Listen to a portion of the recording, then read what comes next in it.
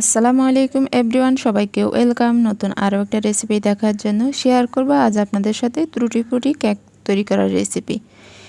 মাত্র 2টা ডিম দিয়ে চুলায় এই কেকটা তৈরি করতে পারবেন, সেই সাথে সংরক্ষণ করতে পারবেন কিছুদিন। আর তৈরি করার প্রসেস কিন্তু একেবারে সহজ, তাছাড়া এটা বাচ্চাদের টিফিনের জন্য একেবারেই পারফেক্ট। তাহলে চলেন আর কথা না বাড়িয়ে সম্পূর্ণ রেসিপিটা দেখে নিই। এর জন্য প্রথমে একটা বাটির মধ্যে নিয়ে নিলাম রুম টেম্পারেচারে থাকা 2টা ডিম। যদি ফ্রিজে থাকে তাহলে অবশ্যই আধা ঘন্টা আগে বের করে নেবেন।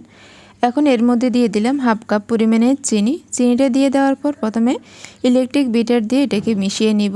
এরপর মিডিয়াম স্পিডে এটাকে বিট করে নিব। হাতের কাছে যদি ইলেকট্রিক বিটার না থাকে তাহলে হ্যান্ড উইচ, কাঁটা চামচ কিংবা ডালঘুটনি দিয়েও এই কাজটা করতে পারবেন।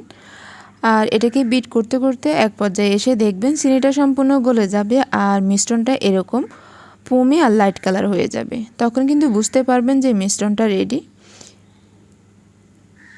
ইলেকট্রিক বিটারটাকে অফ করলাম আর এর মধ্যে এখন দিয়ে দিলাম 1/4 কাপ পরিমাণের রেগুলার রান্নার তেল। দিয়ে দেওয়ার পর খুব ভালো করে এটাকে আবারও মিশিয়ে নেব। শুধুমাত্র মিশিয়ে নিলেই হবে, ওভার বিট করার কিন্তু কোনো প্রয়োজন নাই। মিশিয়ে নিয়ে নেওয়াও কমপ্লিট। এখন আমি এর মধ্যে শুকনো উপকরণগুলো অ্যাড করে নেব।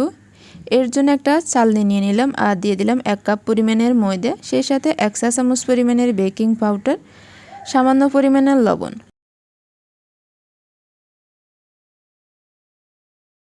সব কিছুকে খুব ভালোভাবে চেলে নিলাম। চেলে নিয়ে নেওয়া কমপ্লিট। এখন আমি এটাকে খুব ভালো করে মিশিয়ে নিব।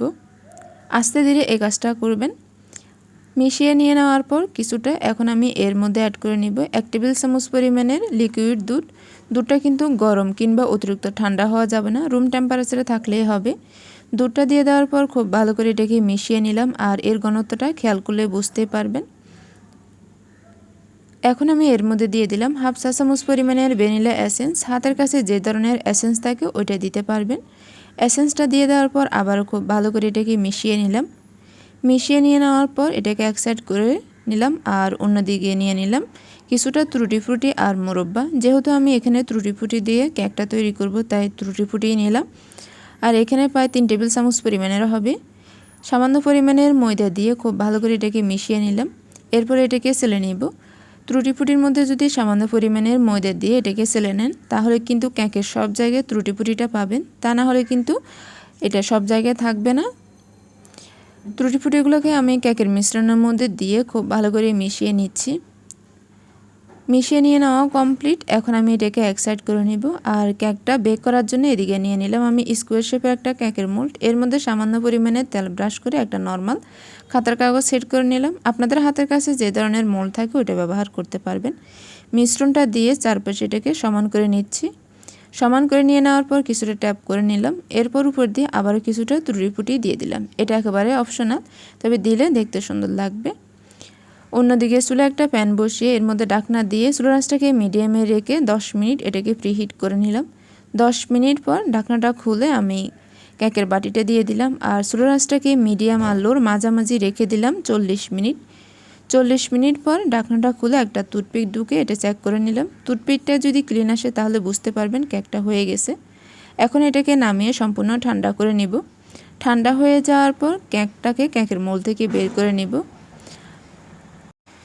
মোল্ড থেকে কেকটা বের করে নিয়ে নেওয়ার পর এর মধ্যে যে বাড়তি কাগজটা দিয়েছিলাম ওটা তুলে ফেলে দিব।